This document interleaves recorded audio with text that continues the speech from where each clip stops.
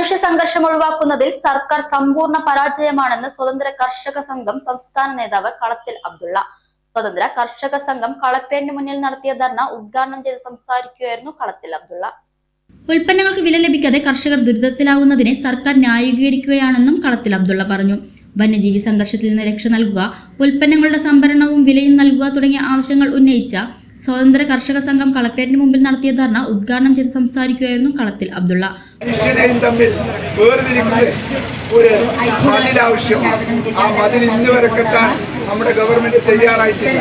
പക്ഷെ ആനകൾ ഈ കാര്യങ്ങൾ മനസ്സിലാക്കി വളരെ വേഗം നമ്മുടെ മരം കൊണ്ടടിച്ച് ഈ വെയിലുകൾ തകർക്കുക.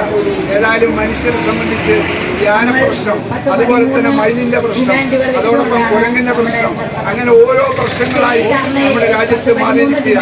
പുലി വരുന്ന പ്രശ്നം, മണ്ണാർക്കാട് താലൂക്കിലൊക്കെ ഒൻപാറ പ്രദേശങ്ങളിൽ പുലിയാണ് പ്രശ്നം, അതുപോലെ നെല്ലിയാണ് പ്രശ്നം.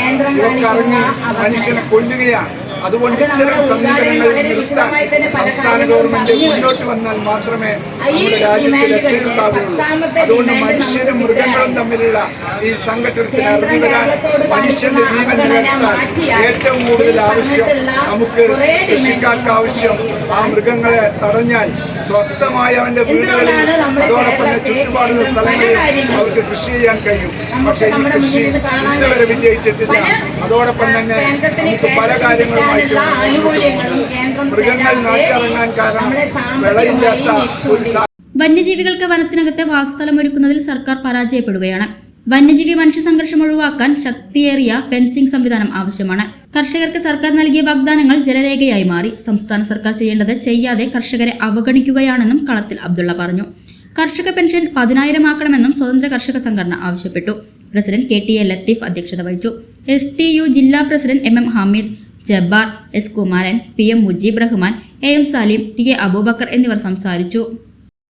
ബഹുമാനപ്പെട്ട നമ്മുടെ ഗവൺമെന്റ് ചെയ്യേണ്ടത് നമുക്ക് ഒരു സ്ഥലം ആനകൾക്ക് വേണ്ടി പ്രത്യേകം യോജിക്കണം. അവരെ റെയിൽവേ ലൈനുകളുടെ 2 ഭാഗത്തും ഫെൻസിംഗ് ഏർപ്പെടുത്തണം. എന്നാലേ യഥാർത്ഥത്തിൽ അവർക്ക് ജീവനും സ്വത്തും സംരക്ഷിക്കാനും ആനകളുടെ ജീവൻ സംരക്ഷിക്കാനും നമുക്ക് കഴിയുള്ളൂ. അതുകൊണ്ട്